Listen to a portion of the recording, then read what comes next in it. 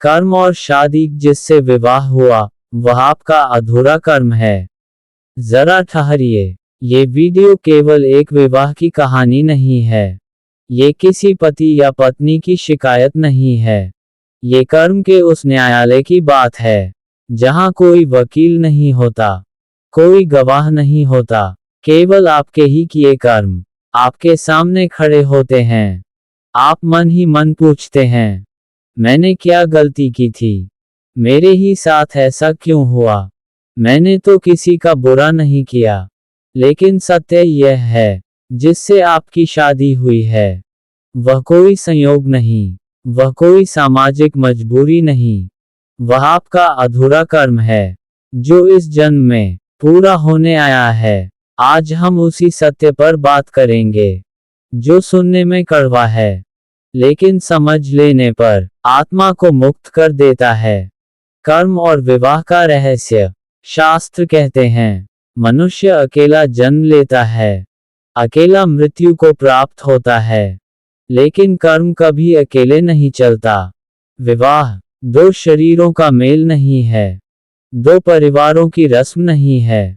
विवाह है दो आत्माओं का कर्म बंधन। जिस व्यक्ति से आपका विवाह हुआ, वह आपकी परीक्षा है, वह आपका ऋण है, वह आपकी तपस्या है, वह आपकी साधना है।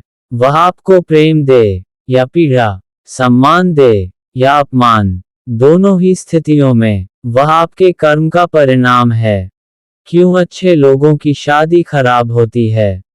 ये प्रश्न हर स्त्री और हर पुरुष के मन में उठता है। मैं तो सीधी सादी थी, मैंने तो कभी धोखा नहीं दिया, मैं तो ईमानदार था, फिर मेरे हिस्से ऐसा जीवन क्यों? उत्तर कठोर है, लेकिन यही सत्य है। कर्म वर्तमान जन्म से नहीं, पूर्व जन्मों से चला आ रहा होता है। कभी आपने किसी का दिल तोड़ा होगा, किसी की भावनाओं को हल्के में लिया होगा, किसी को आश्वासन देकर छोड़ दिया होगा, किसी के विश्वास को कुचल दिया होगा।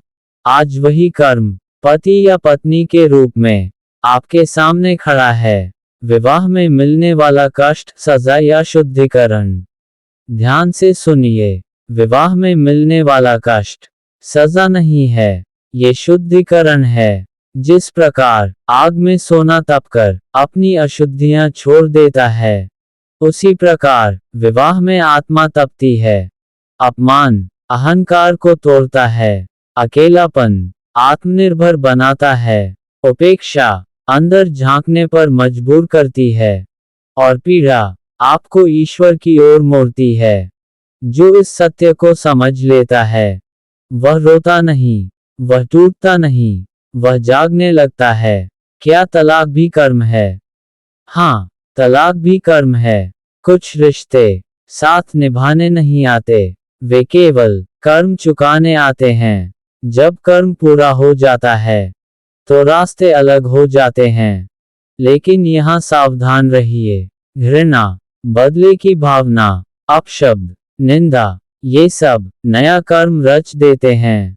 मुक्ति तभी है जब विदा शांत मन से हो, कड़वाहट के बिना हो, अहंकार के बिना हो। समाधान क्या है? समाधान यह नहीं है कि सामने वाला बदल जाए, समाधान यह है कि आप जाग जाएं, कम प्रतिक्रिया दें, अधिक निरीक्षण करें, मौन सीखें, क्षमा का अभ्यास करें। हर स्थिति में ये पूछें, यह मुझे क्या सिखाने आए है? जिस दिन आपने सीखना शुरू कर दिया, उसी दिन कर्म ढीला पड़ने लगता है। अंतिम सत्य याद रखिए, जिससे आपकी शादी हुई है, वह आपका शत्रु नहीं, वह आपका शिक्षक है। कर्म पूरा होते ही या तो संबंध सुधरता है, या आत्मा मुक्त हो जाती है। अब निर्णय आपके हाथ में है। सीखेंगे या बार बार जन्म लेंगे।